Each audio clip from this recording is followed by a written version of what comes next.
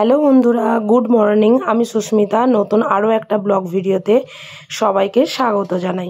নতুন আরও একটা দিন তোমাদের সাথে শুরু করলাম। কে কোথা থেকে ভিডিওটা দেখছো এবং কেমন আছো অবশ্যই কিন্তু কমেন্ট করে জানিও। তো এখানে সকাল সকাল ঘুম থেকে উঠে একটুখানি হাঁটাহাঁটি করে আমাদের বাইরে যে আমাদের বাড়ির বাইরের পিছন দিকটা যেটাকে বলা হয় আর কি, সেদিকটাও তোমাদের সাথে একটু শেয়ার করলাম। তো তারপর এদিকে এসে একটু লেবু জল করে নিয়েছি, কারণ হচ্ছে সকাল সকাল এখানে এসেও টুকটাক লেবু জল খাওয়ারই চেষ্টা করি আর কি।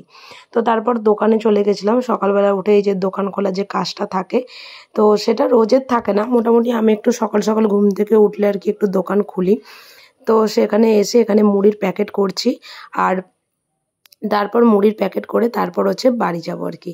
তো এগুলো যেহেতু বাড়িতেই হয়, আর আমার সত্যি কথা বলতে এই মুড়ির প্যাকেটগুলো করতে না ভীষণ ভালো লাগে। গরম হয় ঠিক কথা, শীতকালে হয়তো একটু বেশি সুবিধা হয়, গরমকালটা একটু কষ্ট হয়, কিন্তু এগুলো বিয়ের আগেও যেমন করে করতাম আর বিয়ের পরেও ঠিক সেইভাবেই করি। বেশ ভালো লাগে কিন্তু করতে আর কি। তো যাই হোক, চলো মুড়ির প্যাকেটগুলো করে এবার জামা কাপড় শুকাতে দিতে যাব। মা আজকে বেশ কিছু জামা কাপড় কেচেছিল, আর এই তো এখন তো এই রোদ বৃষ্টি এই একটা ওয়েদার চলতেই থাকে। তো যে কারণের জন্য যত তাড়াতাড়ি জামা কাপড়গুলো একটু শুকাতে দেওয়া হয় তত তাড়াতাড়ি হয়তো মঙ্গল। তাতে কি হবে, জামা কাপড়গুলো জলও ঝরে যাবে, আর মোটামুটি একটু শুকনো হয়ে গেলে তখন ঘরের মধ্যে দিয়ে দিলেও কিছু অসুবিধা হবে না। তবে ভিজে জামা কাপড় না ওই ঘরের মধ্যে দিয়ে দিলে খুব অসুবিধা হয়, আর আমার ভীষণই বিরক্ত লাগেই বলতে পারো আর কি। আর জামা কাপড় এত বেশি হয়ে গেছিলো আজকে যে বালতিটা পর্যন্ত উল্টে গেছে, যে সেটাতে আর করা যায়নি আর কি। তো যাই হোক, এদিকে ভাইয়ের অনেক জামা কাপড় থাকে, আর যদিও আগে হাতেই কাচতো, এখন যেহেতু ওয়াশিং মেশিন আছে সেহেতু ওয়াশিং মেশিনে দিয়ে দিলে সমস্ত কিছু একবারেই কাচা হয়ে যায়। আর না হলে এই রোজ দুটো করে কাচতে কিন্তু আমরা যারা মেয়েরা বাড়িতে থাকি তাদের কিন্তু প্রচণ্ড অসুবিধাও হয় বলতে পারো। আমি যেমন বাড়িতে কি করি, আমার রেগুলার নাইটি বা টুকিটাকি টুমালগুলো হাতে কেচে নিই, আর যেগুলো বড়মশাইয়ের জামা কাপড় থাকে সেগুলো কি করি একবারে জমে তারপরেই কাচি আর কি। তাও মাঝে মাঝে টুকটাক কেচেই নিই বলতে পারো। আর এখন যেহেতু বর্ষাকাল, চারিদিকে গাছপালা যাই থাকুক না কেন এত সুন্দর দেখতে লাগে যা বলার নয় আর কি।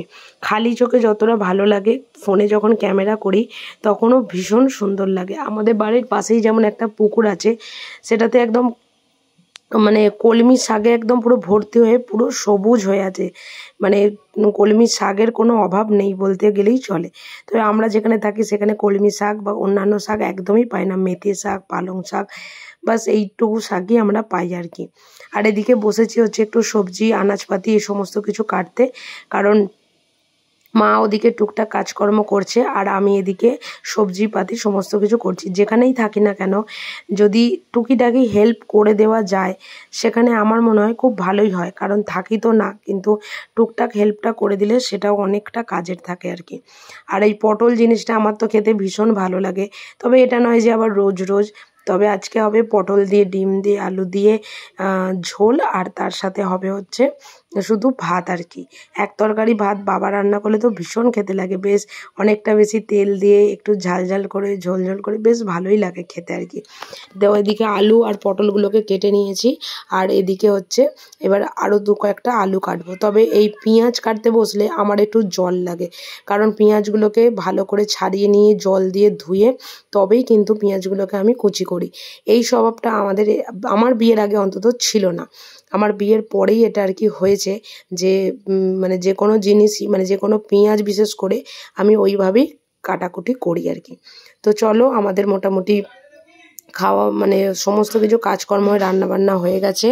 আজকের ভিডিওটা এখানেই শেষ করছি। যদি কিছু ভালো লেগে থাকে একটা লাইক করো, শেয়ার করো, চ্যানেলটি সাবস্ক্রাইব করে পাশে থেকো। দেখা হবে নতুন আরও একটা ব্লগ ভিডিওতে, নতুন আরও একটা দিনের সঙ্গে খুব তাড়াতাড়ি। সুস্থ থাকবেন, ভালো থাকবেন। দেখা হবে আরও একটা নতুন দিনের সঙ্গে, আরও একটা নতুন কিছু ব্লগের সঙ্গে। ভালো থাকবেন, টাটা।